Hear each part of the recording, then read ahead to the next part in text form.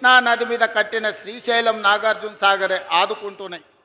మరి ఆనాడు ముంపుకు గురైన ఈ 98 జీవో ఈ పేదలకు సంపూర్ణంగా సహకారాన్ని అందిస్తాని 2009-10లో కృష్ణానది మీద వరదలు వచ్చినప్పుడు నడిగడ్డ ప్రాంతంలో అలంపూరు గద్వాలలో ఇండ్లు కోల్పోయిన వాళ్లకు బంజారాహిల్స్లో నా ఇళ్ళమ్మి ఇండ్లు కట్టిస్తా అని చంద్రశేఖరరావు గారు మాట ఇచ్చారు.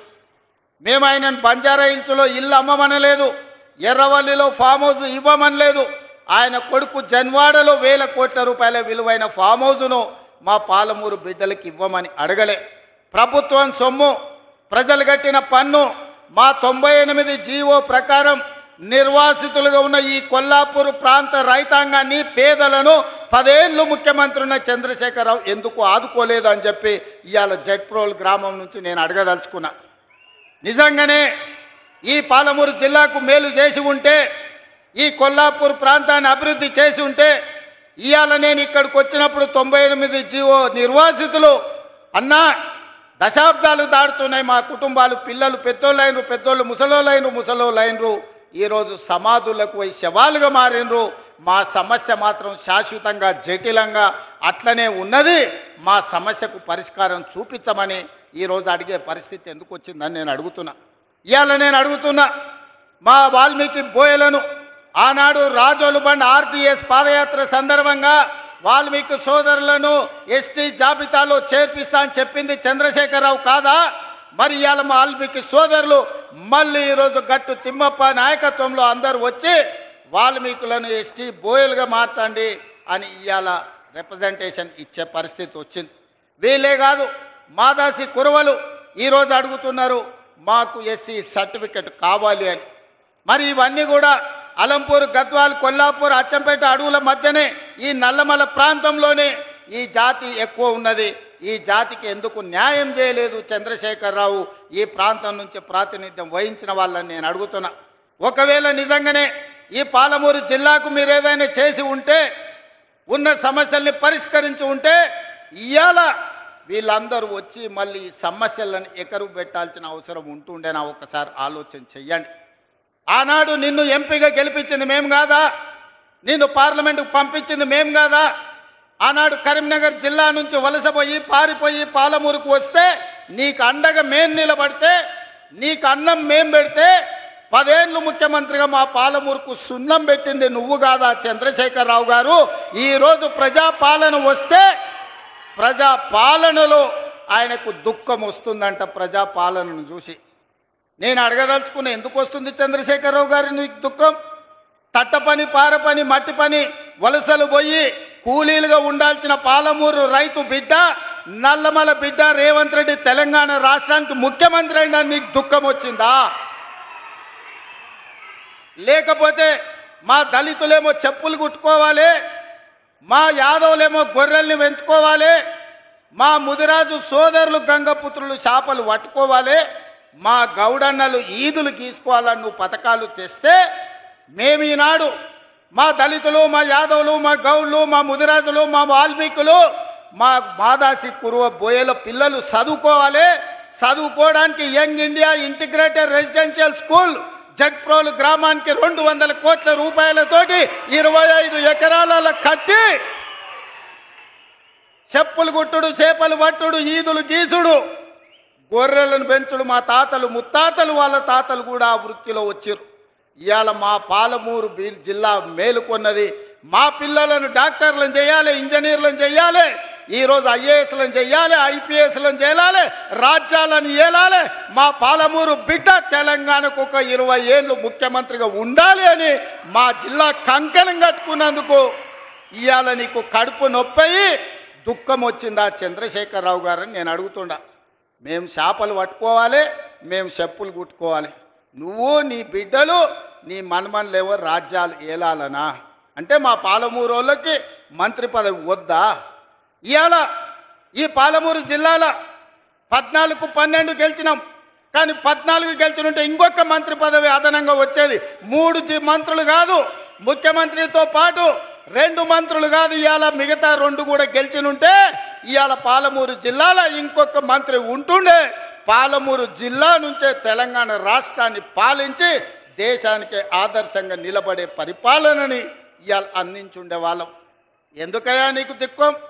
40 ఏళ్ల నుంచి మా దళితులు, ముఖ్యంగా మా మాదిగ బిడ్డలు వర్గీకరణ కావాలి, మాకు న్యాయం జరగాలి, జీవితకాలం పశువులను కోసుకోవాలి, పశు మాంసమే తినాలనా, ఆ చర్మాన్ని తీసి చెప్పులు కుట్టి బతకాలనా, మా పిల్లలు ఎందుకు చదువుకోవద్దు, మా పిల్లలు ఎందుకు రాజ్యాలు ఏలొద్దు అని సంపత్ కుమార్, దామోదర్ రాజనరసింహ లాంటి వాళ్ళు, చదువుకున్న వాళ్ళు చైతన్యంతో ముందుకొచ్చి డాక్టర్ మల్లు రవి గారు లాంటి వాళ్ళు ఉదారత్వంగా పెద్ద మనసు చేసుకొని ముందుకొచ్చి మాదిగ ఉపకులాల వర్గీకరణ చేసినందుకు నీకు కడుపు నొప్పి లేసి దుఃఖం వచ్చిందా?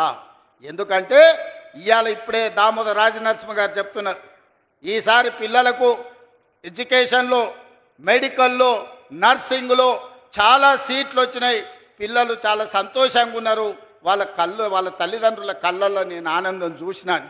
అంటే మాదిగ ఉపకులాల వర్గీకరణ చేసినందుకు మాదిగోళ్ళ పిల్లలు ఇవాళ డాక్టర్లుగా, ఇంజనీర్లుగా సీట్లు వస్తుంటే నీ కొడుకుతో పాటు, నీ మనవడితో పాటు మాదిగోళ్ళ పిల్లలు చదువుకుంటారు కాబట్టి నీకు దుఃఖం వచ్చి నీ కళ్ళల్లో నీళ్ళు వచ్చినాయి. ఆ చంద్రశేఖరరావు గారు, నీ కళ్ళల్లో నిప్పులు ఎందుకు పోసుకుంటున్నావు? ఆ దళితుల పిల్లలు ఇంకెంతకాలం చెప్పులు కుట్టుకొని బతకాలి?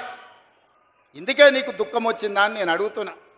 మిత్రులారా, ఇవాళ ఆలోచన చేయండి.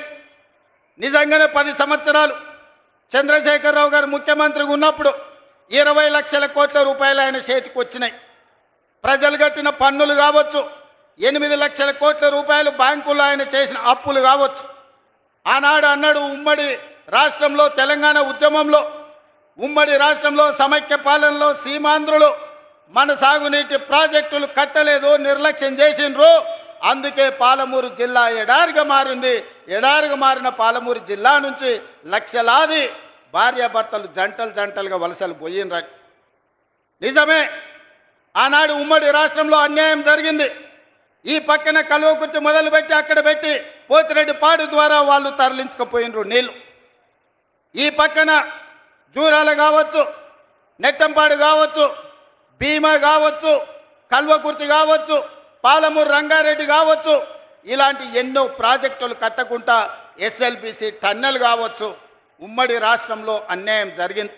మా పొలాలకు నీళ్లు రాలే, మా ఎండిపోతున్న పొలాలను చూసి మా కళ్ళల్లో నీళ్లు దారగట్టినాయి.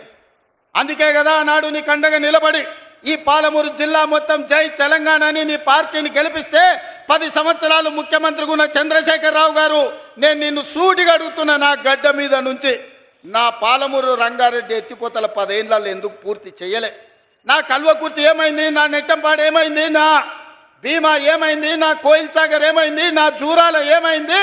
ఇవాళ నా జిల్లాలో ఉన్న ప్రాజెక్టులను ఉమ్మడి రాష్ట్రంలో జరిగిన అన్యాయం కంటే నువ్వు ముఖ్యమంత్రిగా ఉండి మేము ఎంపిక చేసి పార్లమెంట్ గెలిపిస్తే మాకు ద్రోహం చేసింది, మా గుండెల మీద తన్నింది నువ్వు కాదా అని నేను ఈ గడ్డ మీద నుంచి అడుగుతున్నా.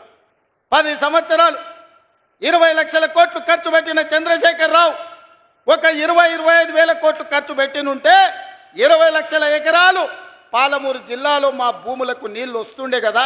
కాళేశ్వరం మీద 1,00,000 కోట్లు ఒకే ఒక్క ప్రాజెక్టుకు మా అక్కలు వినాలి, మీ పిల్లలకి చెప్పాలి. కాళేశ్వరం ప్రాజెక్టు కడతా అని కేవలం ఒక్క ప్రాజెక్టు కోసం 1,00,000 కోట్ల రూపాయలు ఖర్చు పెట్టిండు. కట్టుడు 2019, కూలుడు 2023. ఎవడైనా సన్నాసోడు చిన్న గుడిసేసుకున్న 10 ఏళ్ళు ఉండేటట్టు వేసుకుంటాడు. 1,00,000 కోట్లు పెట్టి కట్టిన కాళేశ్వరం 3 ఏళ్ల కూలేశ్వరం అయి కూలిపోయింది. ఆ ఏళ్ళ మేం కట్టిన నాగార్జున సాగర్ చూడు, ఆ ఏళ్ళ మేం కట్టిన శ్రీశైలం చూడు, ఆ ఏళ్ళ మేం కట్టిన జూరాల ప్రాజెక్టు చూడు. జూరాల ప్రాజెక్టు మన డ్యామ్ దెబ్బతిన్నది అనంటే నువ్వు ఏమి పని చేయకపోతే పేపర్లో వస్తే నిమిషాల మీద మా శ్రీహరిని, మా ఉత్తమ్ కుమార్ రెడ్డిని పంపించి కొత్త రోడ్ వేయడానికి 120 కోట్ల రూపాయలు అప్పటికప్పుడు నేను మంజూరు చేసిన. ఎట్లా చేయగలిగినా మీ బిడ్డను ఉన్నా కాబట్టి నా జిల్లాకు చేయాలి, అన్యాయం జరుగుతుంటే చూసుకుంటూ ఊరుకోను అని అప్పటికప్పుడు ఇచ్చిన. ఇవాళ 10 ఏళ్ళు నువ్వు పూర్తి చేయని ప్రాజెక్టులు, 10 ఏళ్ళు నువ్వు పడావ పెట్టిన ప్రాజెక్టులు.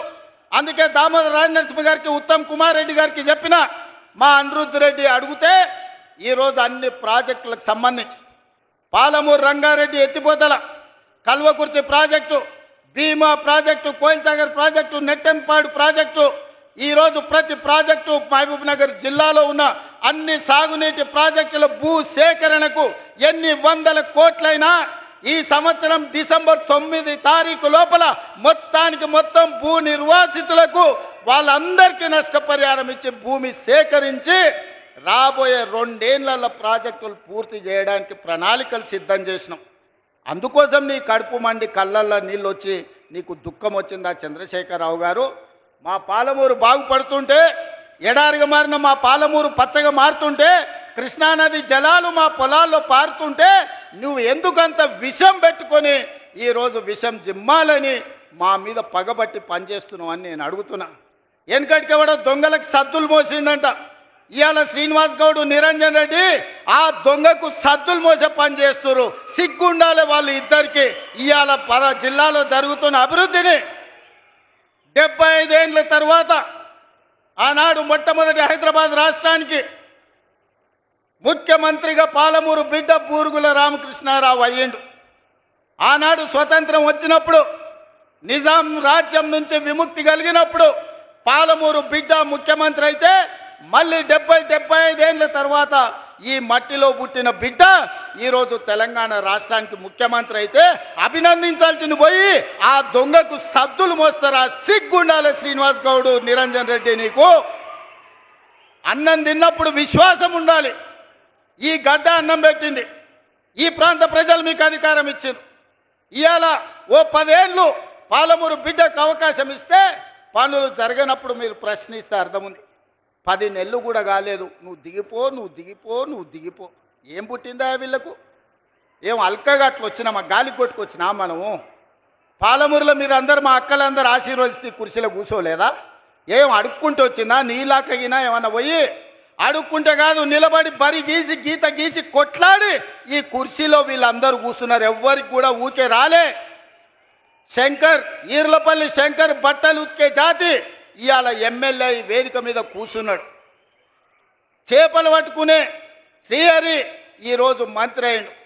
పార్లమెంట్ ఎన్నికలప్పుడు మక్తలు ఒక మాట చెప్పిన, పార్లమెంట్ ఎన్నికల తర్వాత తప్పకుండా ముదిరాజు బిడ్డను మంత్రిని చేస్తామని ఇచ్చిన మాట ప్రకారం ఇవాళ ముదిరాజు బిడ్డ మంత్రి ఈ వేదిక మీద ఉన్నాడు. పాలమూరు జిల్లా నుంచి. పాలమూరు అధికారం లేకపోతే ఇవాళ ఈ పాలమూరు బిడ్డ మొదటిసారి ఎమ్మెల్యే మంత్రి అవుతుండేనా? ఇవాళ మీరు ఆలోచన చేయండి. ఇవాళ ఈర్లపల్లి శంకర్ ఎమ్మెల్యే వేదిక మీద ఉంటుండేనా? మీరు ఒకసారి ఆలోచన చేయండి. ఇవాళ ఈ వేదిక మీద ఉన్న వాళ్ళు చాలామంది చదువుకున్న వాళ్ళు ఉన్నారు. వీళ్ళందరూ ఎమ్మెల్యేలు ఎట్లయినరు? ప్రజాపాలన కాంగ్రెస్ పార్టీ మీ ఆశీర్వాదంతో అయ్యిండ్రు. అందుకే ఇవాళ వాళ్ళు అంటున్నారు ఎవరికి ఏమి జరగలేదని. నేను చెప్పదలుచుకున్న 5 నిమిషాలు. ఇవాళ రైతులను తీసుకుందాం. రైతులకు 24 గంటల ఉచిత కరెంటు వస్తుందా లేదా సోదరులారా? మీరు చెప్పండి గుండెల మీద చేసుకొని. కాంగ్రెస్ వస్తే కరెంటు ఉండదన్నాడు కేసీఆర్. ఇవాళ వ్యవసాయ పొలాలల్లా ఇవాళ కరెంటు మేము ఇస్తున్నాం. 18 నెలల ఉచిత కరెంటు ఎవరు మొదలుపెట్టిండ్రా? ఆనాడు 2004 ఎల్బీ స్టేడియంలో రాజశేఖర్ రెడ్డి గారు మొట్టమొదటి సంతకం శిలా శాసనంగా సోనియా గాంధీ గారి సమక్షంలో ఆనాడు రైతులకు ఉచిత కరెంటు ఇస్తామని చెప్పి సంతకం పెట్టి 1300 కోట్ల రూపాయల బిల్లులు, అక్రమ కేసులు రైతుల మీద ఉంటే అన్నిటిని రద్దు చేసింది కాంగ్రెస్ పార్టీ కాదా? ఉచిత కరెంట్ అంటేనే కాంగ్రెస్ అంటేనే ఉచిత కరెంటు. ప్రజలకు ఇచ్చింది మేము, కొనసాగించింది మీరు. తాతకు దగ్గు నేర్పినట్టు కాంగ్రెస్ వాళ్ళకు ఉచిత కరెంటు గురించి చంద్రశేఖరరావు చెప్పనికపోతాడు. ఇవాళ ఉచిత కరెంటు అమలు జరుగుతుంది కదా. ఆనాడు మీరు ఒరేసుకుంటే ఉరి అన్నారు. ఒరేసుకుంటే చివరి గింజ వరకు కొంటాం, చివరి గింజ వరకు గిట్టుబాటు ధర ఇవ్వడమే కాదు 500 రూపాయల బోనస్ ఇస్తామని ఇవాళ కృష్ణారావు గారు చెప్పినట్టు ఎకరకి 25 క్వింటాలు 30 క్వింటాలు వండిస్తే 500 లెక్క కట్టి దాదాపు 15,000 రూపాయల బోనస్ ఇవాళ రైతుల ఖాతాలో వేస్తున్నాం. ఈ దేశంలోనే ఒక్క సంవత్సరంలో 2,85,00,000 మెట్రిక్ టన్నులు ఇవాళ ఒట్లు పండించి దేశంలోనే నెంబర్ 1 వరి పండించడంలో తెలంగాణ ఉంటే 500 రూపాయల బోనస్ ఇచ్చి ఇవాళ మేము కొనుక్కుంటున్నాం. ఇవాళ రైతు బీమా, రైతు రుణమాఫీ 2 లక్షల రూపాయల రుణమాఫీ చేస్తామని చెప్పి ఎన్నికల తర్వాత 25,55,968 కుటుంబాలకు 21,000 కోట్ల రూపాయల 2 లక్షల రూపాయల రుణమాఫీ మొదటి సంవత్సరంలోనే చేసి చూపించిన ఘనత కాంగ్రెస్ పార్టీది. నువ్వు లక్షిస్తాను 4 విడతలను 4 విడతల సంగతి దేవుడు ఎరుగు. అసలు కంటే మిత్తి ఎక్కువై నెత్తి మీద అప్పై చేతుల సిప్పొచ్చింది రైతులకు. నువ్వు ఇచ్చిన 1,00,000 రూపాయల రుణమాఫీ 4 తెరలుగా మారింది. రెండోసారి అదే మోసం చేసినావు. నువ్వు 2 సార్లు కలిపి 10 ఏళ్లల్లా నువ్వు ఇచ్చింది లెక్క కడితే మిత్తి ఓను 16,000 కోట్ల రూపాయలు ఇస్తే మొదటి సంవత్సరంలోనే 21,000 కోట్ల రూపాయలు రైతుల ఖాతా వేసి రైతుల రుణం తీరడమే కాదు, రైతుల రుణం మేము తీర్చుకున్నాం. రైతులు బ్యాంకుకు రుణం తీర్చుకుంటే కాంగ్రెస్ పార్టీ ప్రజా పాలన రైతులు ఆశీర్వదించినందుకు వాళ్ళ రుణం మేం తీర్చుకున్నాం. నిన్నగాక మొన్న లెక్కగట్టి 9 రోజుల్లో రైతు భరోసా పథకం కింద 9,000 కోట్ల రూపాయలు ఎతికి మరి ప్రతి ఒక్కరి ఖాతాల 9 రోజుల్లో 9,000 కోట్ల రూపాయలు ఈరోజు రైతు భరోసా పథకం కింద రైతులకు ఇచ్చింది మేము కాదా? ఇవాళ పామాయిల్ వేస్తే ప్రోత్సహించింది మేము కాదా? ఇవాళ